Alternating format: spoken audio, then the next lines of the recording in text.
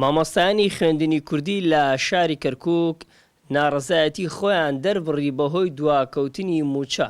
مامۆستا حەسیبە عەبدوڵڵا ئەندامی سەرکردایەتی یەکێتی نیشتیمانی کوردستان بە نوێنەرایەتی مەڵبەندی کەرکووکی یەکێتی نیشتیمانی کوردستان ئامادەی ناڕەزایەتی دەربڕینەکە و پشتیوانی مەڵبەندی دووپات کردەوە بۆ مامۆستایانی کەرکووک. ئێمە داوا لە حکوومەتی هەرێمی کوردستانەکەین بە زووترین کات بێتە سەرخات بۆ چارەسەرکردنی کێشەی مامۆستایان. سەردانی بەڕێز سەر و کۆمارمان کردووە وەکو کۆمیتەی مامۆستایان و یەکێتی مامۆستایانی کوردستان، هەڵبەتە بە راپۆرت داومانە پێی داوامان کردووە مامۆستایانی کەرکووک گوێزنەوە کە بۆ سەر میلاکی بەغا بەڕاستی کە ئەمانە خەڵکی کەرکووکی ڕەسەنن و داکۆکی لەوە ئەکەن کەوا موچەکانیان لە کات و تایبەتی خۆیدا بدرێت.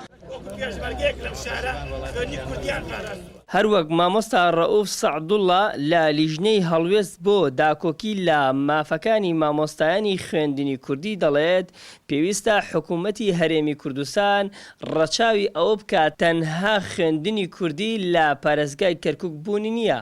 لە دوای 29 ساڵ تەمەنی متمانەمان بە حکوومەتی هەرێم نەماوە بەهۆی گەندەڵی و ناڕوونی لە داهات و سەرجەم داهاتەکانی حکوومەت و خەرجەکانی بەتایبەت لە بواری نەوت و خاڵە گومرکیەکان و لە دوای 6 مانگ تێدەپەڕێت لە ساڵی 2020 بەداخەوەوان تا ئێستا یەک موچەی خەرج نەکراوە. لە دوای پرۆسەی ئازادیەوە لە عێراق بەڕێوەبەرایەتی خوێندنی کوردی لە پارێزگای کەرکووک هاوشانی خوێندنی تورکمانی و عەرەبی دامەزراوە.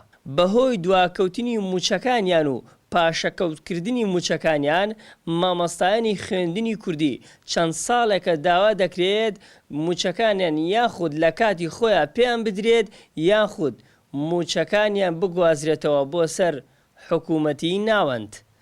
خەبات نەجمەدین، گەلی کوردستان، کەرکووک.